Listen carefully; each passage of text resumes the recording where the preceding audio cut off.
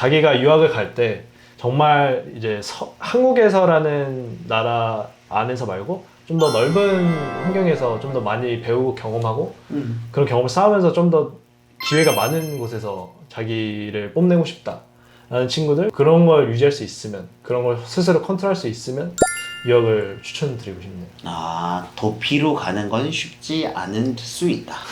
오히려 도피 유학이라는 생각을 갖다가 실패하는 경우를 정말 많이 봤기 때문에 주변에.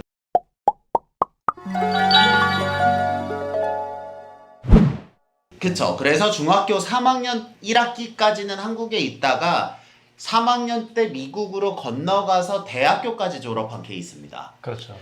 그럼 이제 이렇게 해서 콜롬비아를 갔어요. 네. 그래서 이제 과를 선택하잖아요. 네네. 어려운 컴퓨터 공학과를 선택하셨습니다. 그 이유가 무엇인가요? 일단은 뭐 크게 두 가지라고 볼 수 있는데, 처음에는 일단은 저는 어릴 때부터 수학을 좀 많이 좋아했었어요. 네. 그래서 좀 이과 성향이 있지 않나 싶어가지고 이과 쪽으로 좀 보게 되다가 이제 이과 직업들 중에 그래도 컴공이 좀 수요가 많다, 돈을 잘 번다라는 이제 말을 많이 들어가지고 선택하게 됐죠. 실제로 미국에서 컴퓨터공학과 출신 졸업생들의 연봉이 제일 높은 수준에 있죠. 네, 다른 직업들에 비해서 그래도 좀 많이 높은 편이죠. 그럼 대개들은 그렇게 졸업하고 나서는 진로들을 어디로 가시나요? 지금 어디를 준비하고 계세요? 저는 사실 좀 많이 꼬여 있는 케이스여서, 그러니까 다 보통의 이제 루트라면 이제 인턴십을 해놓은 상태에서 뭐 오퍼를 다시 받을 수도 있고, 아예 그냥 다른 회사에서 이제 원서를 넣어가지고 또 오퍼를 받을 수 있는 건데, 보통은 졸업하고 나서는 컴공들은 그러니까 대기업들이나 뭐 중소기업, 뭐 스타트업도 취직을 하죠. 그 대기업이라 하면 구글, 애플 이런 데. 네, 구글, 애플, 지금 메타라고, 메타라고 그죠. 네, 그런 데서 취직을 하는 거죠. 그러면 실제로 미국에 있는 콜롬비아 컴공 학생들도 구글, 애플, 메타를 선호하기는 한다. 네, 아마 뭐 저도 그렇고 많은 친구들이 일단은 컴공하면 생각하는 회사는 아마 구글이지 않나 싶습니다. 그러면 실제로 거기에서 이제 창업을 하거나 다른 진로를 가시는 분들도 좀 자유롭긴 하겠네요. 그렇죠. 이제 제 주변 친구들 케이스를 보면 네. 처음에 졸업하고 나서는 이제 구글, 뭐 메타 이런 데를 가는데 2, 3년 일하고 나서는 오히려 거기서 나와서 스타트업을 가려고 하는 경향들이 좀 있더라고요. 그래서 오히려 대기업에서 경험하고 나서 그런, 아무래도 대기업들은 이제 물론 좋긴 하지만 그렇죠. 이제 해야 하는 일이 정해져 있지 않나 싶어서 스타트업에 비해서는 이제 좀 많이 차이가 있죠. 그런 면에서 보면. 그래서 오히려 대기업에서 일하고 나서 스타트업으로 지원하지 않나 싶은 생각입니다. 그러면 이제 호주님도 그럼 장기적으로는 그런 스타트업에 참여하실 의향이 있다라는 네네. 거죠?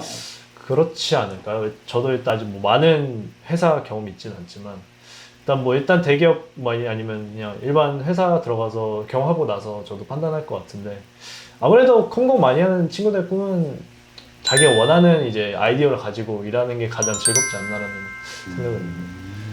왜냐면 제가 이걸 왜 여쭤봤냐면 한국에서는 아시겠지만 의대에 대한 수요가 되게 높잖아요. 네, 그렇죠. 근데 의대는 되게 정해져 있다. 네네. 이게 좀 안정되어 있다라는 장점이 있는 반면 좀 말씀드린 대로 이제 선택의 폭이 조금 좁은 경우들도 있을 수 있잖아요. 그렇죠. 네. 근데 그런 거에 비해 이제 완전 열려 있는 컴퓨터 공학을 선택하신 거니까. 그렇죠. 워낙 많죠.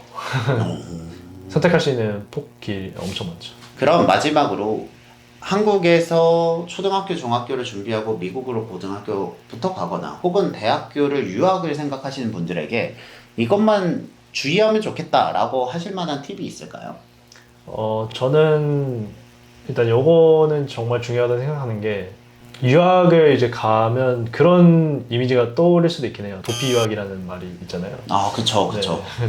사실 그것도 이제 어떻게 보면은 틀린 말은 아니에요. 도피 유학으로 되게 가는 학생들이 되게 많은데, 이제 자기가 유학을 갈 때 정말 이제 한국에서라는 나라 안에서 말고 좀 더 넓은 환경에서 좀 더 많이 배우고 경험하고 그런 경험을 쌓으면서 좀 더 기회가 많은 곳에서 자기를 뽐내고 싶다 라는 친구들, 그리고 또 이렇게 미국 가면 유혹들이 많을 수 있잖아요. 아무래도 네. 부모님이 시선에서 좀 많이 벗어나다 보니까 누가 뭘 챙겨주지도 않고, 그런 걸 이제 유지하면서 자기가 할 일에 포커스해서 할 수 있는 친구들한테 유학이 정말 좋지 않나라는 생각이 들어서 그런 걸 유지할 수 있으면, 그런 걸 스스로 컨트롤할 수 있으면 유학을 추천드리고 싶네요. 아, 도피로 가는 건 쉽지 않을 수 있다. 네, 도피 유학은 절대로 추천드리고 싶지는 않습니다.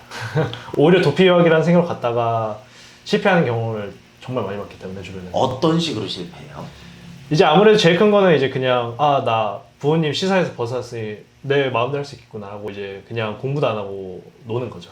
아무래도 그게 있어요. 물론 부모님 시선에 벗어서 좋긴 하지만 동시에는 이제 압박감이 없어질 수도 있잖아요. 그렇죠. 물론 존재는 하지만 이제 더 없어지는 거죠. 그렇죠. 네, 그래서 그렇다 보니까 이제 노는 방향으로 빠질 수도 있고 그렇기 때문에 이제 오히려 더 안 좋은 길로 빠지죠. 그래서 한국에 있는 공부가 너무 힘들어서 좀 편하게 가려고 가는 건 추천하지 않는다. 네, 그건 추천하죠. 네, 어딜 가나 앞이나 뒤나 뭐 좋은 학교를 가서 잘 생활한다는 건 상당한 노력이 필요한 것 같습니다. 이렇게 해서 좋은 얘기를 들어봤고요. 다음에 또 좋은 모습으로 찾아뵙겠습니다. 여러분들의 교육을 응원합니다. 저희는 지도 캐슬이었습니다. 감사합니다. 감사합니다.